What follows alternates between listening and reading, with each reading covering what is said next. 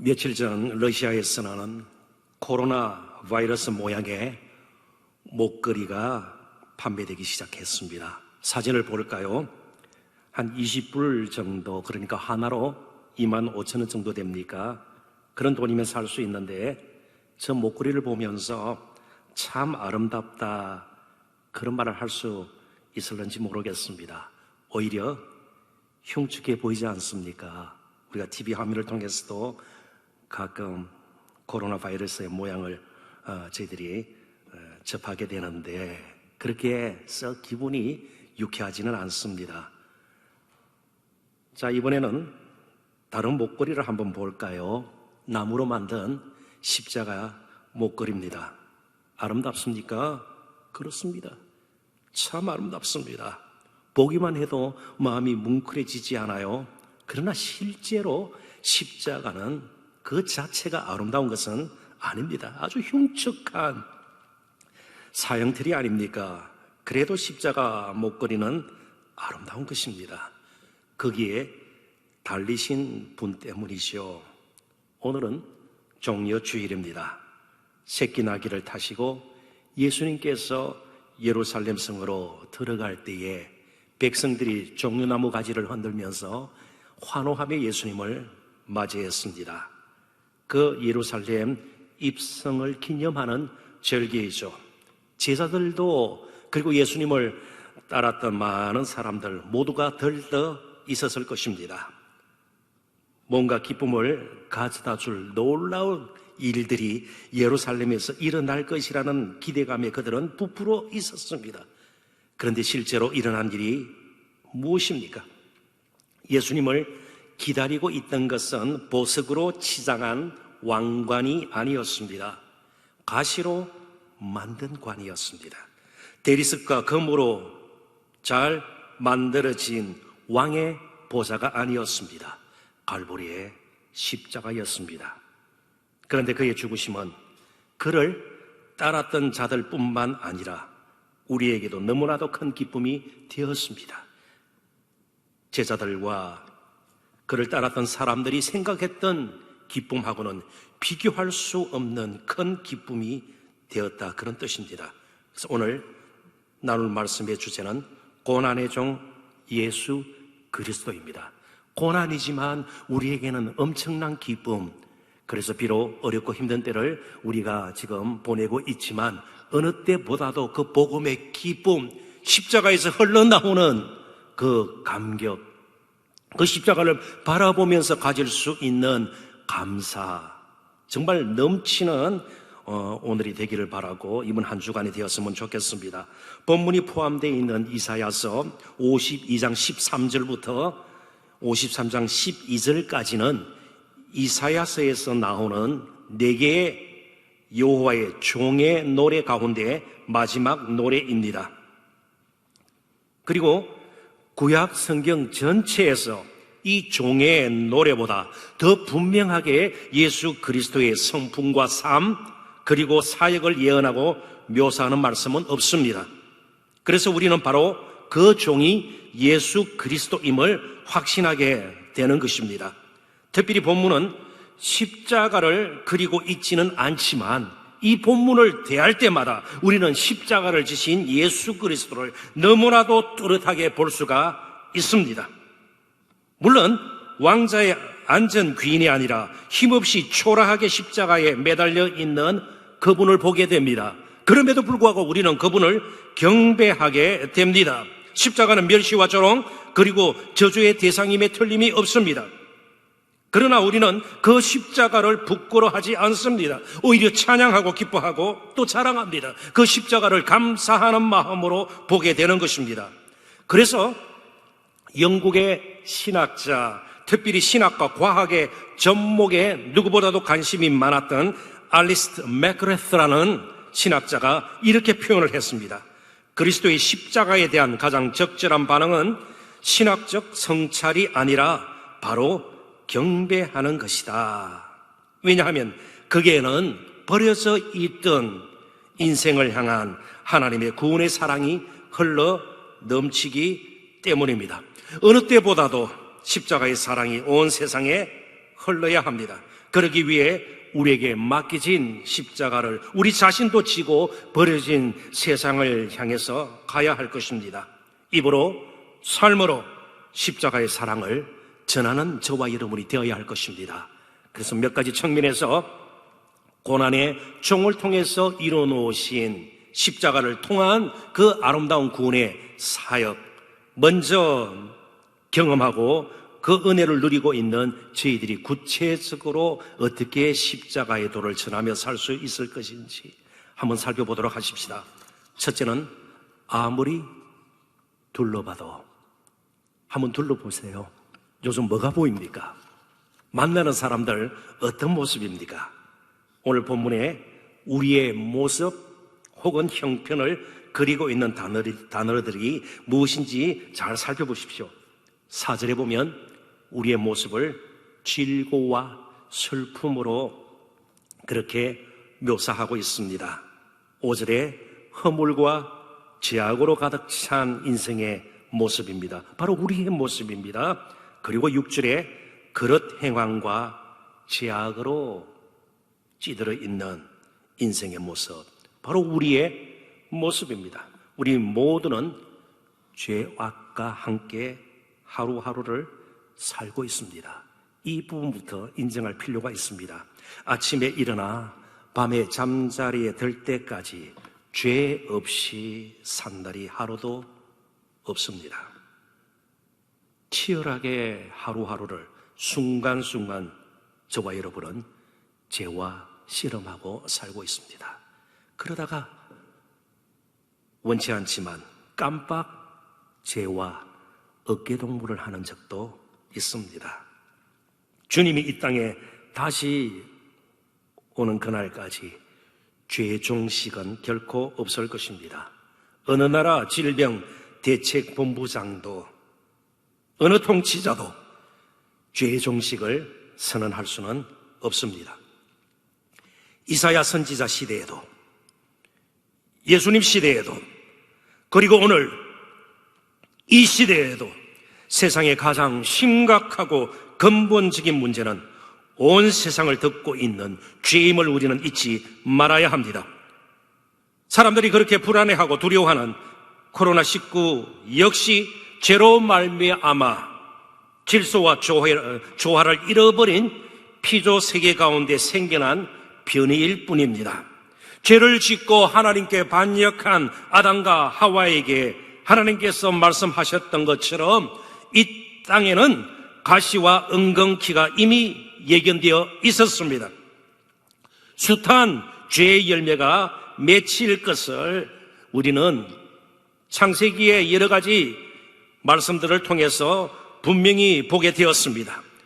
죄는 사람 사이를 갈라놓습니다. 절대로 죄 가운데 인생은 지금보다 더 사랑할 수 없습니다.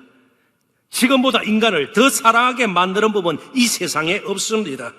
그뿐만 아니라 질병, 기근, 불의, 자연재해, 사고 등 이루 말할 수 없는 죄의 쓴 열매들을 사람들은 매일매일 미세먼지 마시듯이 맛보면서 살아갈 수밖에 없습니다.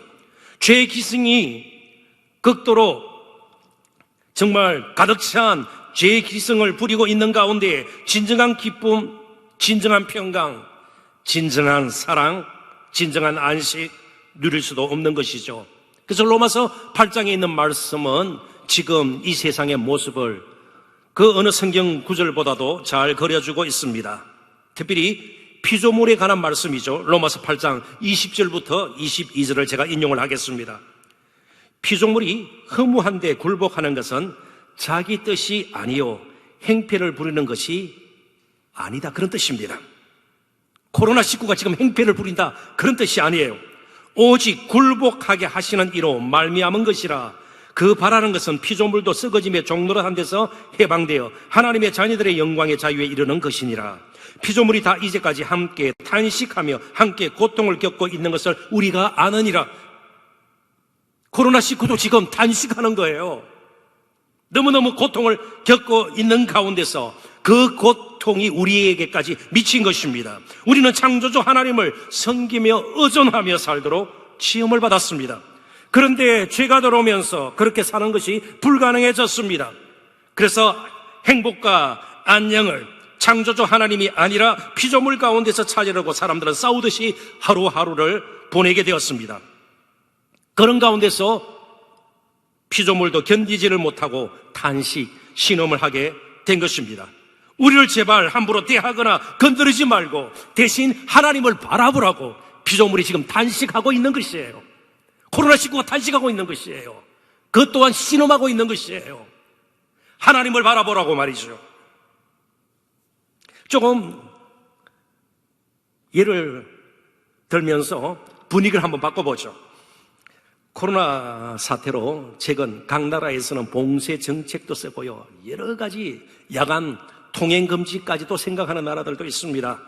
최근 동남아에 있는 말레이시아 정부는 자국민들에게 이동 제한의 행정 명령을 내리게 되었습니다. 함부로 이동하지 못하게 만들었다는 것이죠.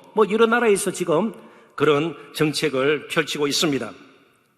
그러면 자연스럽게 사람들이 집에 거하게 될 것입니다. 특별히 남편과 아내가 함께 보내는 시간이 많아질 것입니다. 집에 주로 거하게 될, 그래서 국민들에게 말레이시아의 여성가족개발부에서는 행복한 가정행동 수칙이라는 것을 발표를 했습니다. 내용은 이런 것입니다. 남편이 빨래를 널다가 실수하더라도 아내는 잔소리하지 말고 웃을 것. 집에 있는 동안 아내는 화장을 하고 깔끔한 옷을 입을 것. 그리고 아내들은 화가 나더라도 일단 참을 것.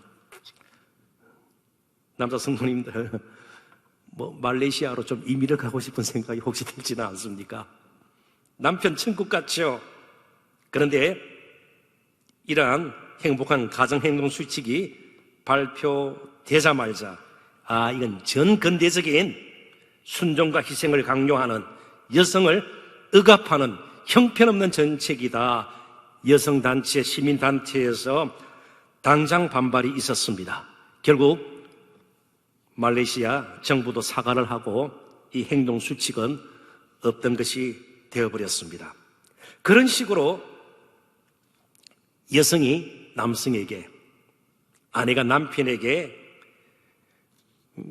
정말 맹목적으로 복종을 하고 참는다고 가정의 진정한 평안과 안식이 오겠습니까? 아니죠. 이해와 배려가 필요하고 돌봄과 보살핌이 서로 세워주고 아끼고 이런 것이 가정을 든든하게 만들어주는 것이죠. 하나님은 죄로 말미암아 버려져 있던 저희들을 무시하지 않았습니다. 여기서부터 시작해야 돼요. 더 잔인하게 짓밟지 않았습니다. 하나님께서 버려진 인생들을 향해서 보여주셨던 것은 긍휼입니다. 짐을 함께 지는 것이에요. 아픔을 함께 나누는 것이에요. 그래서 6절에 보면 이런 말씀이 우리에게 주어집니다. 제가 한번 읽어보겠습니다. 우리는 다 양 같아서 그릇 행하여 각기 제 길로 갔거늘 여호와께서는 우리 모두의 죄악을 그에게 담당시키셨도다. 그에게, 하나님 자신일 수도 있는 것이죠. 물론 여호와의 종 아들 예수 그리스도에게 우리 모두의 죄악을 담당시키셨도다. 담당시키고 굉장히 하나님의 마음이 편하고 기쁨으로 가득 찼을까요? 그런 것만은 아니에요. 우리의 구원을 이제 이루는 아들을 볼 때는 참 기뻤지만, 그래도 아들을 십자가에 내놓는 것은 그 자체는 기쁜 일이 아니었습니다. 우리의 짐을, 정말 죄의 짐을 그에게 담당시키셨도다. 망가진 인간과 이 인간 세상을 인간 스스로는 고칠 수 없음을 아시고 긍휼의 방법을 택하신 것입니다. 양에게는 몇 가지 특징이 있습니다. 여러분 잘 아실 것이에요. 양 자체가 사나운 짐승은 아니죠. 온순합니다. 그러나 눈이 지극히 나빠서 시력이 좋지 않아서 가까이 있는 것 외에는 잘 보지를 못합니다. 제대로 분별하지를 못한다는 뜻이죠. 그리고 풀을 먹는 동안 거기에만 정신이 빠져 자신이 어떤 위치에 있는지도 모릅니다. 사나운 짐승이 다가올 때까지도 알아차리지 못하는 습성이 양에게는 있습니다. 그리고 위험을 느끼는 순간 무조건 뜁니다. 반향 없이 뜁니다. 그래서 길을 잃게 되고 때로는 낭떠러지 같은 데 떨어져 죽기도 하는 것이죠.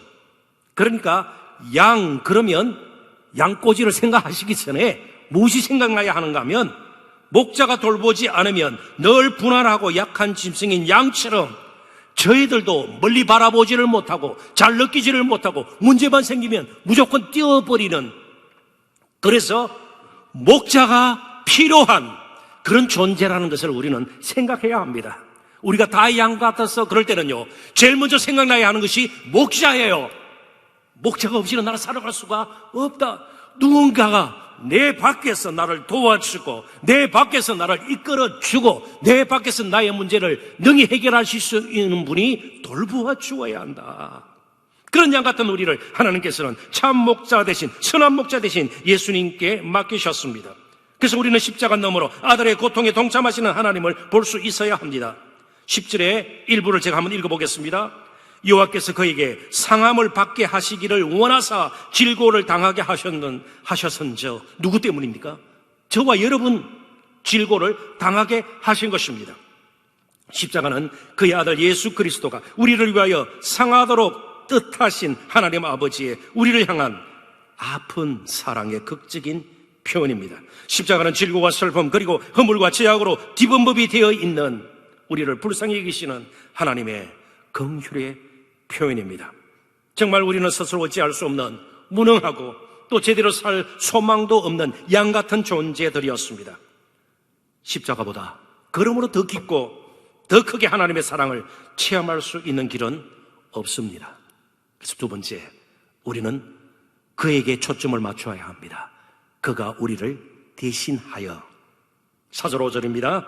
그는 실로 우리의 질고를 지고 우리의 슬픔을 당하였거늘 우리는 생각하기를 그는 징벌을 받아 하나님께 맞으며 고난을 당한다 하였노라. 그가 찔림은 우리의 허물 때문이요 그가 상함은 우리의 죄악 때문이라. 그가 징계를 받음으로 우리는 평화를 누리고 그가 채찍에 맞음으로 우리는 나음을 받았도다. 4절과 5절 히브리어로 된 원문의 문장을 보면 그는 강조형으로 되어 있습니다. 그가 확 튀어나온단 말이죠. 그 누구도 아닌 바로 그라는 말입니다. 오직 그만이 우리를 구원하실 수 있는 구세주 메시아라는 뜻입니다. 그 누구도 아닌 바로 그 한 사람, 한 인격. 그런데 그를 이사야서에서는 종으로 묘사하고 있습니다. 메시아를 종으로 묘사하고 있습니다. 에베다라는 히브리 단어인데 이 종 그러면은 금방 떠오르는 생각이 아무래도 낮은 계층의 사람. 그런데 이사야에서 강조하는 그 종은 단순히 천한 신분을 강조하기 위한 것이 아닙니다. 여기 종이라는 말이 사용된 것은 주인의 뜻을 제대로 온전하게 순종하고 이루어내는 그런 특별한 사명이 있는 자, 그런 뜻이에요. 그래서 영어로 agent, 요원으로 번역이 되는 말을 쓰기도 해요. agent, 특수 임무를 수행하기 위해서, 그죠? 특별한 작전을 펼치기 위해서 여러 가지 훈련된, 준비된 사람들이 적진에 들어가기도 하고요. 적의 요인을 암살하기도 하고요. 그러잖아요. 그런 사람들을 에이전트라 그래요.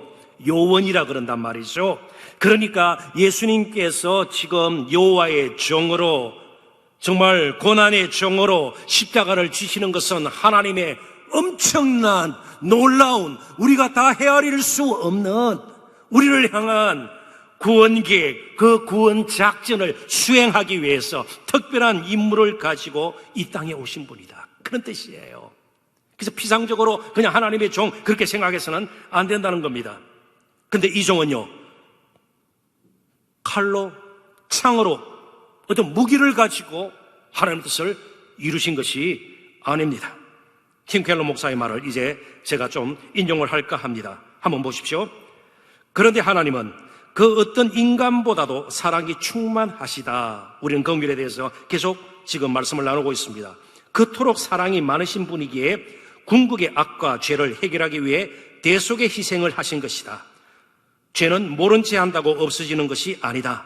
그냥 용서할게 라고 말한다고 해서 죄가 사라지거나 회복되지 않는다. 반드시 대가를 치러야 한다. 그것도 비싼 대가를 치러야 한다.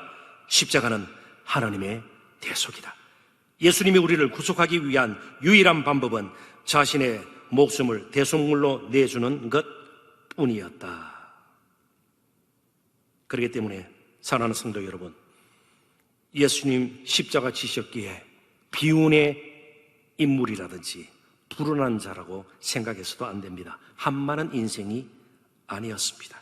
우리를 위해서 가장 위대한 하나님의 구원 작전에 투입된 고난의 종 대신해서 저와 여러분을 정말 하나님 앞으로 인도하기 위해서 우리의 죄를 속하는 희생 제물이 되어 주셨기 때문입니다.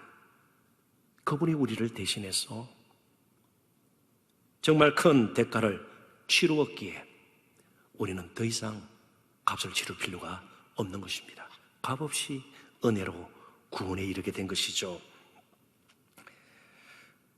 이분은 세계적으로 아주 유명한 그분의 책도 번역이 되어서 한국에 소개된 적도 있습니다. 뉴욕 타임즈의 칼럼니스트예요. 글을 쓰는 사람인데 요즘은 특별히 국제관계 쪽에서 책임을 지고 글을 쓰는 분이십니다. 토마스 프리드만이라는 세계적으로 잘 알려진 칼럼니스트입니다. 지난 3월 17일자 뉴욕 타임즈에 그가 이런 글을 실었습니다. 앞으로 인류 역사는 BC와 AC로 나눠지게 될 것이다. BC와 AC. 이 말을 원래 좀 다른 뜻을 지닌 말을 바꿔놓은 겁니다. 자, 우리에게는 기원전 하면 BC 그런 말 씁니다. 기원후 하면 AD 그런 말을 쓰죠. 그러니까 기원전 BC는 Before Christ라는 말이에요. 그리스도가 오시기 전. 기원후 하면 AD인데 Anno Domini in the year of our Lord. 예수님 우리 주님의 날로부터 이렇게 번역이 가능하겠죠. 그러면 기원 후. 그런데 이 말을 BC와 AC로 그가 바꾸어 표현한 것입니다. BC는 코로나 전, 그리고 AC는 코로나 후. Before Corona, After Corona 이렇게 되는 것이죠. 그만큼 코로나 사태가 전 세계적으로 미칠 영향이 크다는 사실을 강조한 표현입니다. BCAD가 아니고 BCAC. 그만큼 코로나 사태 때문에 여러 가지 전 세계적으로 많은 것에 변화가 있을 것이다. 그런 뜻이에요. 실제로 작은 예들을 한번 들어볼까요? 우리들도 코로나 사태 때문에 이전에는 듣지도 사용하지도 않던 말들을 알게 되었고 또 실제로 사용하게 되었습니다. 사회적 거리두기 들어보신 적이 있나요? 저는 이번에 처음 들어왔습니다. 사회적 거리두기. 자가격리만 나오면 저희 부부는 그냥 마음이 무너져 버려요. 자가격리. 스스로 집에 갇히는 거 아닙니까? 정말 힘든 것이에요. 두 번 다시 경험하고 싶지 않은 겁니다. 저희 부부도 자가격리에 들어갔던 적이 있습니다. 2주 동안. 혹은 전수조사. 이런 말들은 우리가 듣지도 알지도 못했던 말들입니다. 일상생활에도 적잖은 변화가 있을 것이 분명합니다. 사람과의 관계, 어떤 정치적인 입장, 또 국가 간의 관계 등등 여러 변화들이 있을 것입니다. 그러나 마음속 깊이에 있는 죄 문제와 영원한 문제들, 구원의 문제들, 인간이 태생적으로 본질적으로 가지고 있는 갖가지 문제들을 정말 바꾸어 놓고 역사 자체를 바른 방향으로 바꾸어 놓을 수 있는 것은 코로나19가 아닙니다. 그 무엇도 아닙니다. 오직 예수 그리스도밖에 없습니다. 그분이 우리를 대신해서 문제를 해결해 주셔야 돼요. 그분이 우리를 대신해서 역사 가운데로 오셔서 역사의 방향을 바꾸어 놓으셔야 합니다. 그분이 오셔야 가정이 변화가 되고 교회가 다시 새롭게 되고 갱신이 되고 나라가 새로워질 수 있고 바뀌어지고요. 전 세계가 다시 한번 바꿔질 수 있기 때문에 그렇습니다. 그가 아니었다면 우리의 죄와 허물은 사해질 수 없었을 것입니다. 계속 가시와 은근히 가운데에 영원한 멸망을 향해서 저희들은 갈 수밖에 없었습니다. 그가 스스로 종이 되어 우리를 대신해서 형벌을 받으시고, 그래서 십자가는 우리를 향한 하나님의 아버지의 사랑의 표현일 뿐만 아니고 아버지 하나님의 그 따뜻한 놀라운, 우리로서는 감히 청량할 수도 없는 그 긍휼을 향한 사랑의 표현이기도 합니다. 십자가는 순종이 무엇인가를 그래서 우리에게 가르쳐 줍니다. 그래서 마지막 나눌 말씀해 주자는 끝까지 믿음으로입니다. 한번 따라해 보시겠습니까? 끝까지 믿음으로. 예수님의 십자가는 그냥 안타깝고 마음 아프게 하는 감상적인 것이 결코 아닙니다. 우리의 삶을, 아니 영원한 운명을 충분히 바꿔 놓을 수 있는 능력입니다. 십자가는 우리에게 죄사함을 가져다 주고 멍들고 상한 심령들을 치유하고 삶을 회복시켜 주시고 평안으로 인도하고 영원한 생명을 얻게 하는 특별한 능력입니다. 그 어떤 연구소에서도 그런 효력을 나타내는 것은 만들어낼 수 없습니다. 오직 십자가와 부활의 복음입니다. 오직 십자가의 은혜와 능력으로, 그 부활의 소망으로 우리는 하루하루를 살아야 합니다. 그 믿음을 가지고 남은 때를 살아야 합니다. 특별히 십자가에서 흘러나오는 그 은혜와 능력, 늘 복음으로 돌아갔을 때의 감격이 우리에게 회복되어야 합니다. 그 은혜와 능력이 우리의 심령 속에 흐를 때에, 마음을 적실 때에, 또 눈물로 우리들의 마음이 바뀌어질 때에 회개가 되는 것이고 결단이 되는 것이고요. 희생과 헌신 수고가 정말 우리에게 자연스럽게 뒤따르게 될 것입니다. 교회가 갱신이 되고 이 땅이 고쳐지게 될 것입니다. 그 믿음을 가지고 우리는 살아야 합니다. 탄식과 절망의 절규로 가득한 세상에서 우리는 바로 그 고난의 종과 함께 하루하루를 살아야 합니다. 그래서 지금까지 어떻게 사셨든 앞으로 어떤 일을 만나든 결코 아쉬워하거나 억울해 하실 필요가 없습니다. 우리는 영원토록 그 고난의 종과 함께 아픔도 기쁨도 영광도 함께 누릴 것이기 때문입니다. A.W. 톨즈 목사의 말을 인용하면서 말씀을 맺겠습니다. 우리의 믿음이 죄로 시작되었지만 영원한 영광으로 끝나는 것을 하나님께 감사하라.